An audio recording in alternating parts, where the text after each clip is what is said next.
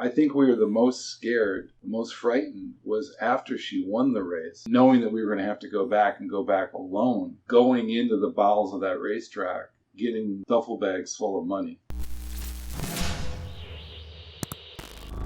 So I wanted to get into some of the fear you may have felt in that period between when you placed the bet and before you tried to collect, but before Winning Colors won the Kentucky Derby. And funny enough, Marilyn Manson's autobiography is called The Long, Hard Road Out of Hell. So going back to the road to hell with Agua Caliente, Marilyn Manson says this about paranoia. He says, I've always been paranoid about the police because even when I'm not doing anything illegal, I'm thinking about doing something illegal. and you guys were, you weren't doing anything illegal, but there's definitely a paranoia there about what could go down if someone did something illegal towards you guys. What was the most fearful or paranoid moment that you experienced in the aftermath of the bet leading up to the Kentucky Derby? One thing that I remember at the time was, I don't know if I was more afraid of winning the bet or more afraid of losing the bet. Because if I lost the bet, I knew that it was still a great bet. I mean, I was getting 51 on a horse that went off at 3-1, the chance of a lifetime. I knew that it was a magnificent bet, and if I could make that bet every day of my life, I'd be, a billionaire.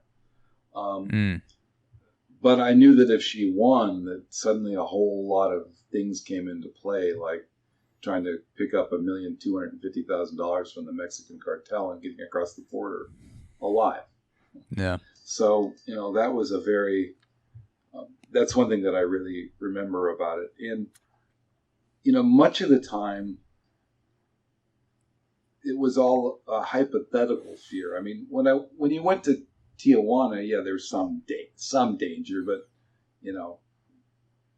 3,000 Americans went to Tijuana every day and went to the racetrack and bet and made it out of there fine. And if you weren't too stupid or doing crazy risky things, you're probably going to be just fine. So I really knew that I was potentially at risk really only if she were to win the race. So once that happened, then it became very, very real. And I think we were the most scared, the most frightened was after she won the race and we were not paid and we knew that we had to go back to collect our money. And the first time we knew that we were going to try to collect at a time when there's 10,000 people at the racetrack, because it's Kentucky Derby Day and it's the biggest day of the year at the racetrack. But we, knowing that we were going to have to go back alone, I think going into the bowels of that racetrack, getting duffel bags full of money. I mean, if you can imagine getting $250,000, mostly in 20s, it's about 6 backpacks. It's a large amount of money. It's a large volume of money.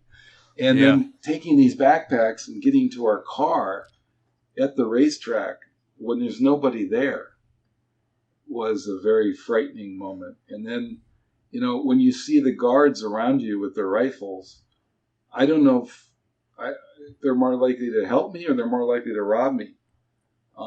You don't know who the good guys are. You don't know who the bad guys are.